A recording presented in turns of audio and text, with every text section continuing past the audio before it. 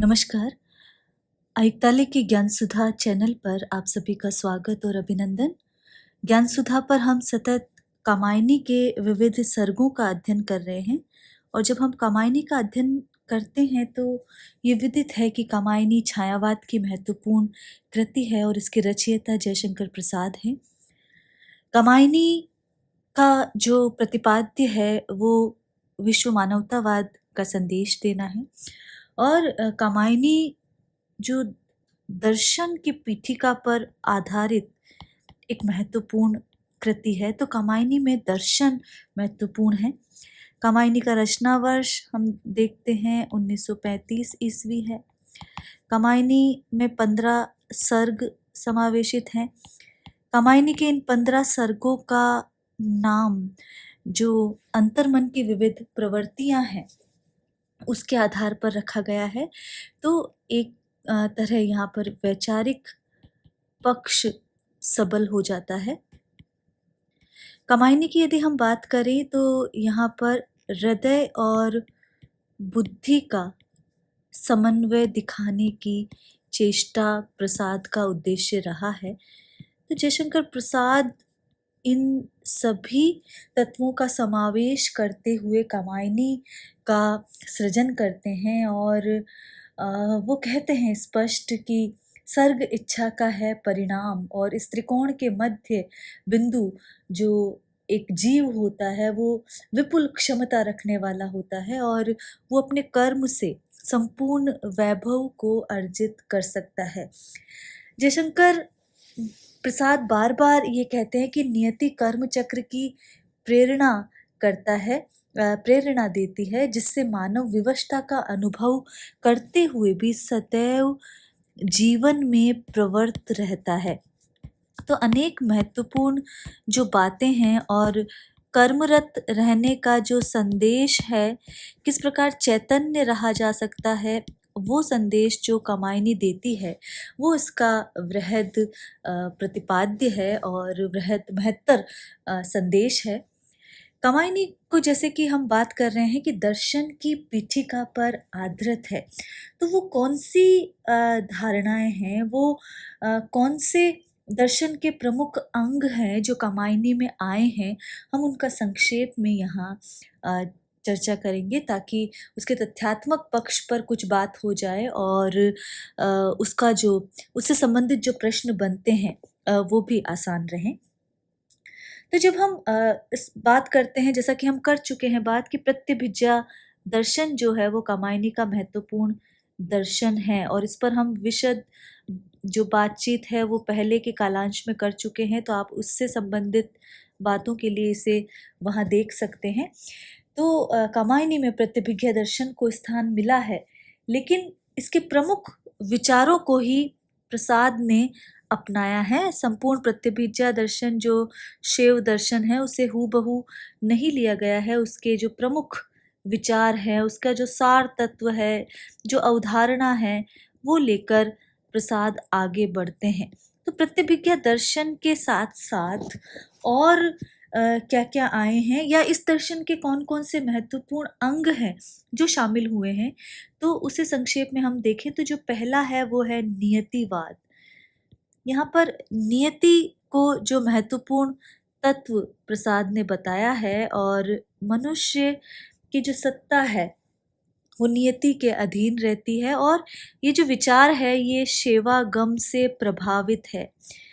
तो ये तथ्य ध्यान रखें। तो यदि देखें तो नियति जो है विशेष कार्यों की योजना करने वाली शक्ति वहाँ पर बतलाई गई है, जिसे ये कहा गया है तंत्रालोक में देखें तो ये कहते हैं कि नियति योजना शंते विशिष्टे कार्य मंडले, तो ये तंत्रालोक में कहा गया है। तो वहाँ पर विशेष कार्यों की योजना करने वाली। इसी तरह प्रतिभिज्ञा दर्शन में देखें तो नियति जो है वो 11वें तत्व के रूप में आती है। तो 11वां तत्व बताई गई है नियति यदि प्रतिभिज्ञा दर्शन में देखें। और इसी तरह सृष्टि के विभिन्न कार्यकलापों की जो योजिका मानी गई है वो नियति मानी गई है। तो ये कहा जा सकता है कि नियति शक्ति के द्वारा ही इस संपूर्ण जो चलायमान जगत है उसके विभिन्न कार्यों को करने वाली ये एक प्रेरिका शक्ति है। तो ये इस तरह से लिया है और जयशंकर प्रसाद ने इन्हीं का आधार ग्रहण करते हुए ये कहा है कि नियति कर्म चक्र की प्रेरणा देती है। तो वो बार-बार वो कहते हैं कि नियति चलाती कर्म चक्र ये है।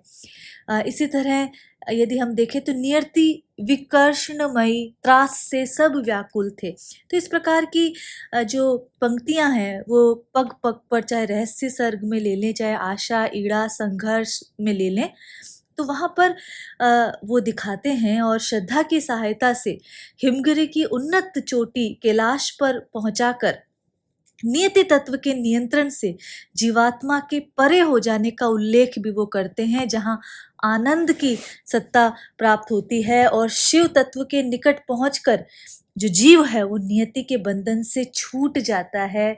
तो ये सारी बातें, नियतिवाद की बातें जयशंकर प्रसाद ने कामायनी में दिखाई है। इसके अतिरिक्त बात करें तो प्रतिभिज्ञा दर्शन में एक और जो महत्वपूर्ण बात आती है वो है अभेदवाद। उसका भी जिक्र यहाँ पर प्रसाद करते हैं। तो जो दूसरा महत्वपूर्ण विषय है वो है अभेदवाद। तो जब अभेदवाद की बात देखते हैं तो वहाँ पर ये कहा गया है कि विश्व में जो कुछ भी नाना रूपात्मक पदार्थ हैं वे सभी प्रकाश रूप शिव हैं, शिव ही हैं और उसके रहित किसी विशेष प्रकार की सत्ता वहाँ पर नहीं है। अर्थात एकमात्र शिव ही हैं जो इस विश्व की नाना प्रकार की जो विचित्रताएं हैं, विभिन्नताएं हैं, उसमें स्फुरित होते हैं। और प्रत्यभिज्ञा दर्शन के इस अभेदवाद को देखें तो वो ये कहता है कि अभेदवाद और आभासवाद संपूर्ण जो जड़ चेतन पदार्थ हैं उसी को एक चित्ती का स्वरूप माना गया है। इसीलिए वो कहलाते हैं कर रही लीलामय आनंद महाचित्ती सजग हुई सी व्यक्त। तो ये बात वहां पर कहते हैं, या फिर वो कहते हैं एक तत्व की ही प्रधानता कहो उसे जड़िया चेतन। तो ये जो अभेदवाद लेकर आए हैं, जिसे उपनिषदों में जो बताया गया है उसी की छाया में प्रसाद उस परम आत्मा को स्वीकार करते हैं और कहते हैं आत्मा एक थी किंतु उसने सृष्टि की, रचना की कामना व्यक्त की और फिर इस प्रकार सृष्टि का विकास हुआ। तो कहते हैं काम मंडल से मंडित श्रेय सर्ग इच्छा का है परिणाम, तिरस्कृत कर उसको तुम भूल बनाते हो असफल भवदाम। इसी तरह जो एक महत्वपूर्ण और बात आती है वो है समरसतावाद, जिसका उल्लेख बहुत स्थानों पर जयशंकर प्रसाद ने किया है। और समरसतावाद में वो कहते हैं कि जीव परमात्मा से मिलकर एक रस हो जाता है और यही एक रसता सामरस्य है। अर्थात जीव का परमात्मा से जो मिलन है वो सामरस्य ही समरसतावाद है, ये वो कहते हैं, स्पष्ट कहते हैं।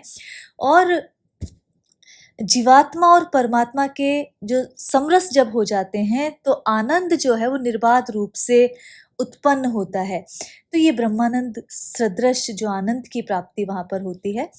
तो इसी प्रकार प्रसाद प्रतिभिज्ञा दर्शन को आधार बनाकर कामायनी में समरसतावाद की प्रतिष्ठा करते हैं। जब वो कहते हैं नित्य समरसता का अधिकार उमड़ता कारण जलधि समान। तो इस प्रकार करके जो प्रसाद है वो समाज की समरसता की बात करते हैं।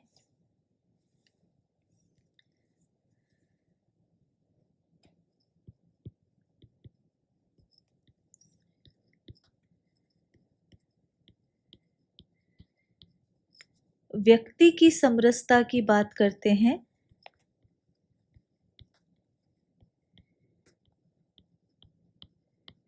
और इसी प्रकार प्रकृति और पुरुष की समरसता की बात करते हैं। प्रकृति और पुरुष से यहाँ तात्पर्य स्त्री और पुरुष से भी लिया जा सकता है। तो इस प्रकार सृष्टि के हर तत्व में समरसता की बात प्रसाद वो वहाँ करते हैं और वो कहते हैं कि समाज में जब तक सामरस्य का विनिवेश नहीं होगा तब तक दुख, चिंता और कष्ट निरंतर बढ़ते रहेंगे। और प्रकृति और पुरुष की जो समरस स्थिति है यदि वो कामायनी में देखें तो आनंद सर्ग में मिलती है। और वो कहते हैं यहाँ पर नारी और पुरुष, स्त्री और पुरुष के बीच चलने वाली विषमता को लेकर वो कहते हैं, तुम भूल गए पुरुषत्व मोह में कुछ सत्ता है नारी की, समरसता है संबंध बनी अधिकार और अधिकारी की।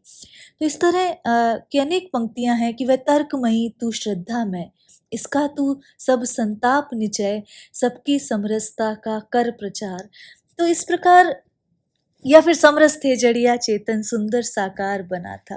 तो इस प्रकार वहाँ पर वो ज्ञान की प्रधानता न देकर श्रद्धा की प्रधानता देते हैं, अहम का इदम में विलीन हो जाना बताते हैं। तो ये सब सारा समरसता का मूल मंत्र है और इसके आधार पर वो वसुधैव कुटुंबकम की बात करते हुए नजर आते हैं। तो ये एक महत्वपूर्ण दर्शन है कामायनी का, जो वो विभिन्न सार तत्व लेकर, प्रतिभिज्ञा दर्शन का सार तत्व लेकर आते हैं।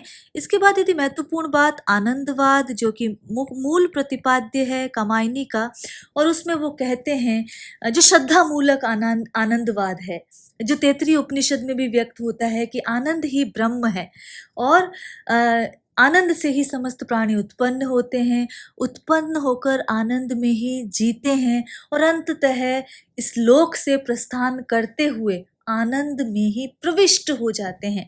तो यही जो आनंद पथ पर अग्रसर जो व्यक्ति है, वो कर्म का भोग, भोग का कर्म, यही जड़ का चेतन आनंद करके वो कर्मठता पर बात करते हैं और इसी से व्यक्ति जो है शक्तिशाली बन जाता है और इस विश्व को जीतने का सामर्थ्य अर्जित कर लेता है। इसी के साथ यदि कामायनी में देखें तो जो बौद्ध धर्म का दुखवाद है, जिसमें बुद्ध ये कहते हैं कि संसार दुखमय है और जो चार आर्य सत्य बताते हैं कि इस संसार में दुख के अतिरिक्त और कुछ नहीं है। तो प्रसाद भी इस विचारधारा से प्रभावित जान पड़ते हैं और चिंता सर्ग में जो मनु की स्थिति दिखाई गई है वो इस दुखवादी विचारधारा को ही पोषित करती है। वहाँ पर वे कहते हैं कि सुख और दुख जो है दिनों रात के समान है। जब वो कहते हैं दुख की पिछली रजनी बीच विकसता सुख का नवल प्रभात, एक पर्दा यह झीना नील छिपाए है जिसमें मृदुगात। तो यहाँ पर वो संसार में दुख को भी महत्वपूर्ण स्थान देते हैं और सदैव दुख जल्दी का नाद वो अपार सुनते रहते हैं। तो ये दुखवाद का ही प्रभाव है जो मनु के जीवन को विकट पहेली और जीवन को निरुपाय बताता रहा है। इसी के साथ यदि देखें तो क्षणिकवाद, या जो क्षणवाद से आया है, उसका प्रभाव भी कामायनी में दिखाई देता है और सब कुछ क्षणभंगुर है, जीवन में परिवर्तन जो है अपेक्षित है, ये बात यहाँ पर कही गई है। और बौद्ध दर्शन के आधार पर जो क्षणिकवाद है वो शीघ्र परिवर्तन की सूचना देता है, अर्थात साधारणतः किसी भी पदार्थ की एक अवस्था उत्पन्न होती है और एक विलीन हो जाती है और ये उत्पत्ति और विनाश का जो क्रम है वो लगातार चलता रहता है। तो ये जो बात है ये कामायनी में भी नजर आती है। और कामायनी में जब वो कहते हैं जीवन तेरा क्षुद्र अंश है व्यक्त नील घनमाला में, सौदामिनी संधि सा सुंदर क्षण भर रहा उजाला में। तो जीवन की क्षणिकता को व्यंजित करती हैं ये पंक्तियां। इसी तरह करुणावाद कामायनी में आया है और बौद्ध दर्शन से जहाँ दुख, क्षणिकता आदि का प्रभाव आता है, वहीं से करुणत्व का भी प्रभाव प्रसाद ग्रहण करते हैं। और प्रसाद के अन्य नाटकों में भी हम ये चीज़ देखते हैं। लेकिन यहाँ पर मनु जिस समय श्रद्धा द्वारा जो पालित पशु का वध कर देते हैं और उसके उपरांत श्रद्धा के पास जाते हैं, तो वहाँ वो जो करुणामय या करुणा भाव से पूरित जो श्रद्धा होती है वो मनु को समझाती है। और उसका ये कथन कि करुणा के अभाव में जो मनुष्य जो है वो एकांत प्रिय हो जाता है, स्वार्थी हो जाता है, उसका समाज से कोई लेना देना नहीं होता है, ये बात ये सिद्ध करती है कि करुणा जीवन का सार तत्व है।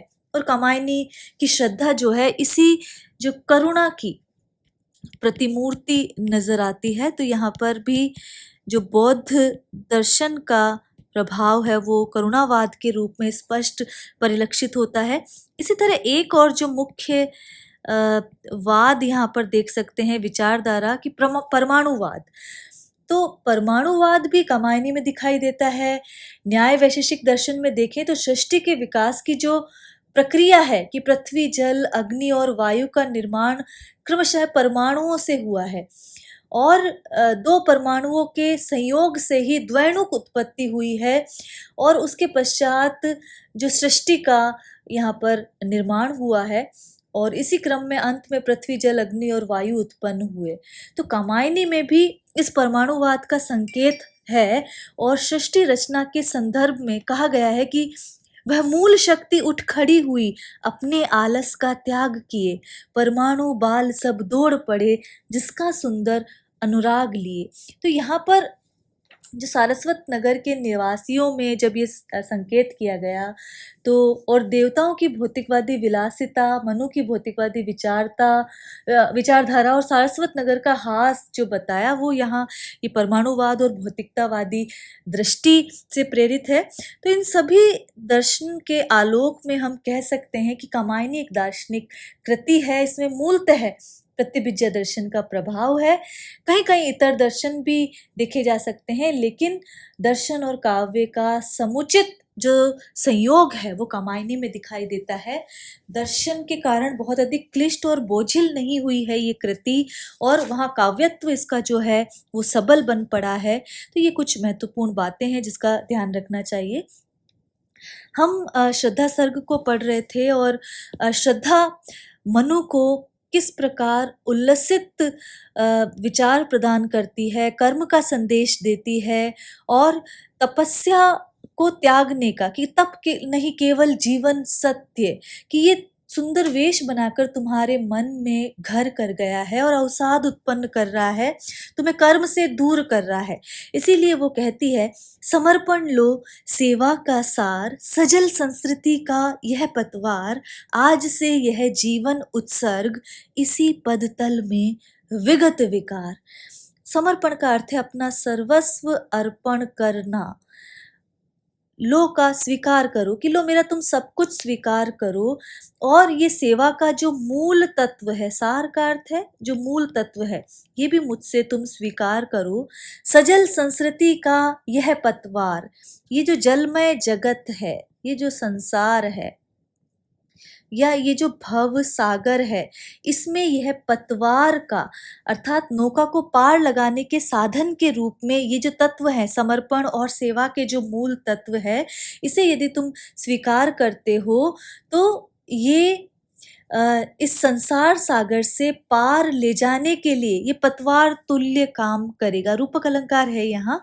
आज से यह जीवन उत्सर्ग, इसी पद तल में, इन्हीं चरणों में, विगत विकार अर्थात विगत विकार, निर्विकार, जो शुद्ध हृदय से है, वहां कोई किसी प्रकार से अहम नहीं है, तो अहम का अभाव है, वो निर्विकार या शुद्ध भावों से जो मेरा हृदय है, मेरा ये जो जीवन है, इसका जो ये जीवन जो न्योछावर है, उत्सर्ग का अर्थ है ये जो जीवन न्योछावर है वो तुम्हारे चरणों में न्योछावर है और इसमें कोई अहम की भावना नहीं है।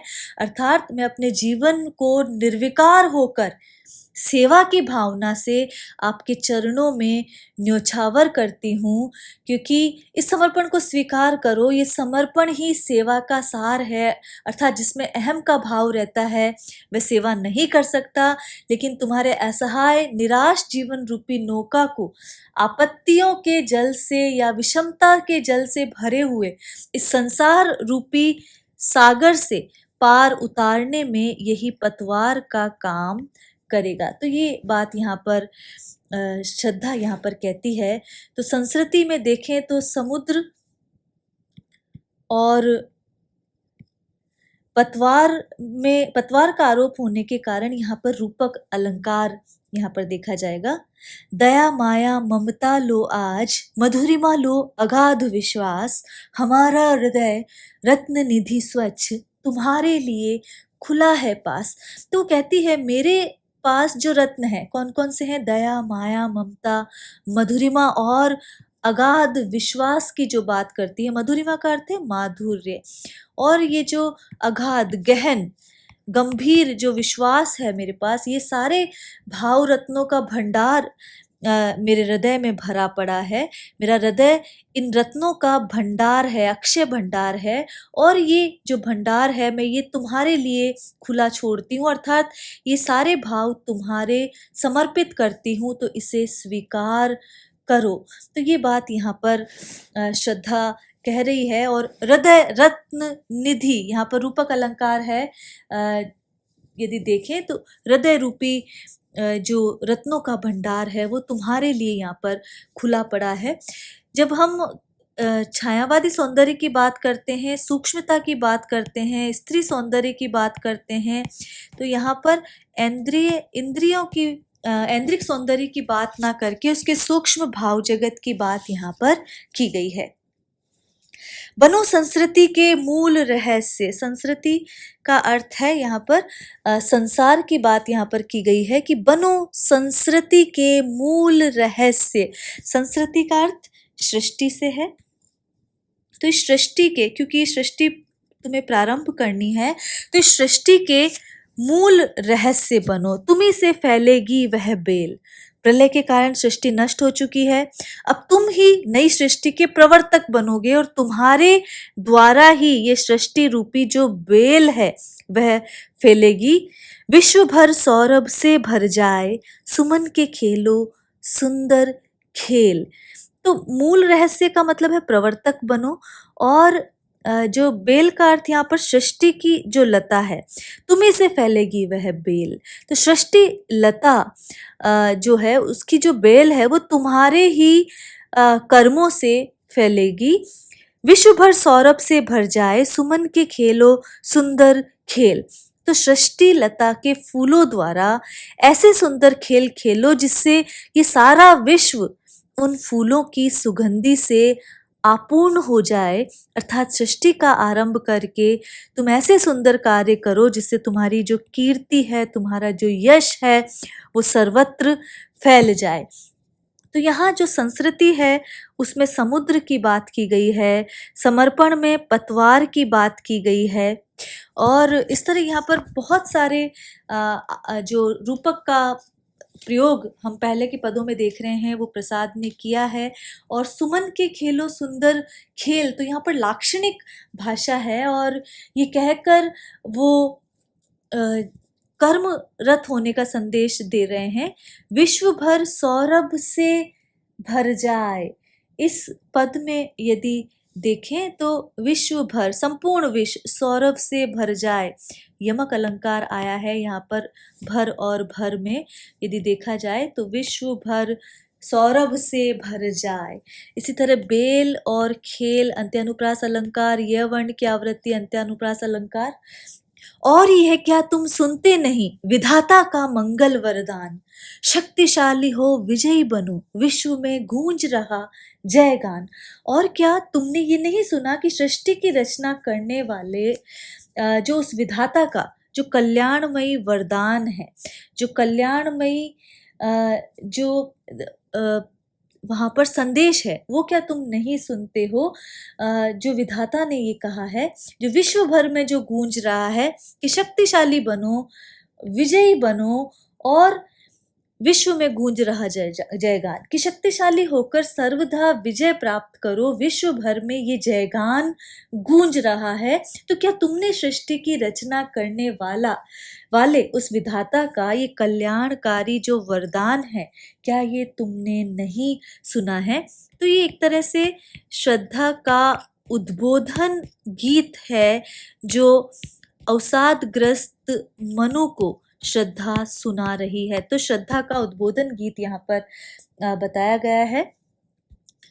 डरो मत अरे अमृत सम्राट संतान, तो यहाँ पर मनु भूल गए हैं कि वो देव जाति की संतान है, इसीलिए यहाँ पर कहा गया है अग्रसर है मंगलमय वृद्धि, पूर्ण आकर्षण जीवन केंद्र, खिंची आवेगी सकल समृद्धि। कि डरो मत, मनु को नवीन सृष्टि का विकास करने के लिए वो कर्मण्य रहने का श्रद्धा अनुरोध कर रही है और वो कह रही है कि हे देवपुत्र, अमृत संतान, हे देवपुत्र, डरो मत, अर्थात निर्भय रहो, आगे बढ़ो, निर्भय होकर आगे बढ़ो, डरो मत। अग्रसर है मंगलमय वृद्धि, जो मंगलमय वृद्धि है वो तुम्हारे अग्रसर है, अर्थात तुम्हारे सामने उपस्थित है, तुम बस कर्मरत हो। पूर्ण आकर्षण जीवन केंद्र खिंची आवेगी सकल समृद्धि। तो सकल समृद्धि का अर्थ है जो संपूर्ण वैभव की जो बात की गई है वो सकल समृद्धि है। अग्रसर का अर्थ यहाँ पर समक्ष है।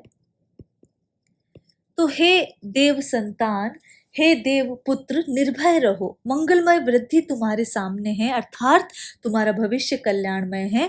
तुम्हारा जीवन आकर्षण से भरा हुआ है, इसलिए जो संपूर्ण वैभव है वो तुम्हारे पास स्वयं ही खिंचकर आ जाएगा। बस तुम निशंक होकर, तुम बिना डरे इस सृष्टि के विकास के लिए तैयार हो जाओ। तो यहाँ श्रद्धा का जो उद्बोधन गीत है वो एक तरह से राष्ट्र को भी सबल बनाने का संदेश यहाँ पर दे रहा है। तो एक तरह से इन पदों में राष्ट्रीय भावना भी अभिव्यंजित हुई है, वो भी देखी जा सकती है। देव असफलताओं का ध्वंस प्रचुर उपकरण जुटाकर आज पड़ा है बन मानव संपत्ति, पूर्ण हो मन का चेतन राज। तो यहाँ पर जो देव असफलताओं का जो ध्वंस है, जो खंडहर है, जो देव जाति का विनाश जिन कारणों से हुआ है, वो जो पुंज है, वो जो तत्व है, देव जाति अपनी उच्छृंखलता और अभिमान के कारण विनष्ट हो गई। तो ये असफलता के कुछ खंडहर हम लोगों के रूप में, अर्थात मनु के रूप में इधर उधर बिखरे पड़े हैं, जिसमें मानव जाति के विकास के लिए विपुल सामग्री विद्यमान है। पड़ा है बन मानव संपत्ति, पूर्ण हो मन का चेतन राज। तो तुम देव जाति की असफलताओं के खंडहरों पर इस मानव सृष्टि का जो प्रासाद, खंडहर पर प्रासाद, महल का निर्माण करने की बात कह रही है। सृष्टि का मन जो विलासिता, दंभ आदि के कारण अचेतन अवस्था को प्राप्त हो गया था, अपूर्ण बना हुआ था, वह मन अब उदात्त भावों के कारण, जैसे दया, सेवा, अहिंसा अपनाकर चेतना से युक्त होकर पूर्णता को प्राप्त हो। तो जो मानव सृष्टि का अचेतन जो मन, जो देव जाति का जो अचेतन मन यहाँ पर पड़ा है, वो मानव संपत्ति के रूप में मानव मन में उदात्त भावों को अपनाकर चेतना से युक्त पूर्णावस्था को प्राप्त हो। ये वहां पर कह रहे हैं कि देवताओं के जो गुण थे वे मानव जाति में भी प्रतिष्ठित किए जाएं और उनको बुराइयों से, और उनकी जो बुराइयां हैं, जो उच्छृंखलता थी, जो अभिमान था, उससे उन्हें मुक्त रखा जाए। तो ये बात यहाँ पर श्रद्धा कह रही है और इसके माध्यम से एक तरह से उद्बोधन गीत है। यहाँ पर भी अंत्यानुप्रास अलंकार यहाँ पर है, लाक्षणिक शब्दावली यहाँ पर प्रयोग में की गई है। चेतना का सुंदर इतिहास, अखिल मानव भावों का सत्य, विश्व के हृदय पटल पर दिव्य अक्षरों से अंकित हो नित्य। रूपक अलंकार है हृदय पटल। तो चेतना का सुंदर इतिहास, श्रद्धा कहती है कि तुम जिस मानव सृष्टि का, जिसका मन चेतना से भरा होगा, उसका विकास करोगे, अखिल मानव भावों का सत्य। तो तुम उसका विकास करोगे जो मानव जाति के भावों का सत्य है, विश्व के हृदय पटल पर दिव्य अक्षरों से अंकित हो नित्य। तो मैं चाहती हूँ कि चेतना का वो जो इतिहास है वो विश्व के हृदय पटल पर दिव्य अक्षरों से अंकित होकर, नित्य का अर्थ है सदैव विद्यमान रहे। तो ये बात यहाँ पर कही गई है कि पटल का अर्थ होता है पट, चित्र खींचने का कागज जिसे कहा जाता है, अंकित का अर्थ है लिखा हुआ। तो मैं चाहती हूँ कि चेतना का ये इतिहास विश्व के हृदय पटल पर दिव्य अक्षरों से अंकित होकर सदा सदा विद्यमान रहे। विधाता की यह कल्याणी सृष्टि सफल हो इस भूतल पर पूर्ण। जो कल्याणमयी जो आगामी सृष्टि है अर्थात मानव सृष्टि की बात यहाँ पर की गई है। तो विधाता जिसको चाह रहे हैं, जिस मानव सृष्टि को चाह रहे हैं, वो इस भूतल पर, इस पृथ्वी पर पूर्ण रूप से सफल हो, अर्थात जो आगामी मानव सृष्टि है उसकी सफलता की कामना श्रद्धा कर रही है और वो कहती है कि विधाता की कल्याणमयी आगे आने वाली मानव सृष्टि इस पृथ्वी पर क्या हो, सफल हो।